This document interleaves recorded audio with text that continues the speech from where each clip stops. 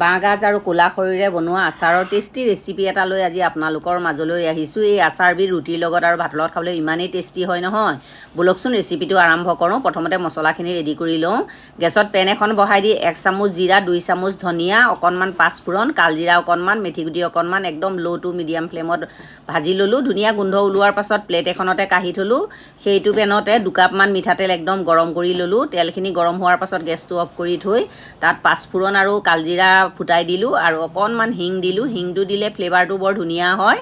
আৰু আনফালে এতিয়া বাঁহগাজ অলপমান ৰ'দত শুকুৱাই দিছিলোঁ। এটা ৰ'দত শুকুৱাই আনিছোঁ কিন্তু ড্ৰাই হোৱা নাই, অকণমান সেমেকাই হৈ আছে। এইখিনি মানে যোৱা বছৰৰ গাজ, সেইকাৰণে কালাৰটো এনেকুৱা হৈছে।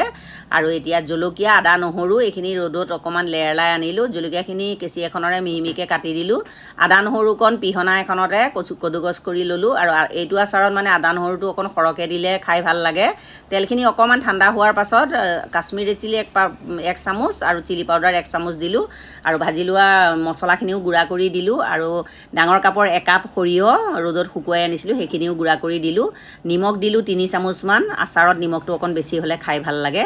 আৰু হালধি 1 চামুচ দিলোঁ। আৰু যিখিনি গৰম কৰি লোৱা তেলখিনি ঠাণ্ডা হৈছিলে সেইখিনিও দিলোঁ। কেঁচা মিঠাতেলো অলপমান দি দিলোঁ। ভিনেগাৰো আধা কাপমান দিলোঁ। এইখিনি দুদিনৰ পাছত খাবই পৰা যাব। এতিয়া বৈয়ামত ভৰাই থ'ম। এই ৰেচিপিটো কেনে পালে জনাব। যদি এই আচাৰৰ ৰেচিপিটো ভাল পায় লাইক, কমেণ্ট, ছাবস্ক্ৰাইব, শ্বেয়াৰ কৰি দিব। মোৰ পেজটো ফ'ল' কৰি দিব। আজিলৈ ইমানেই। বাই।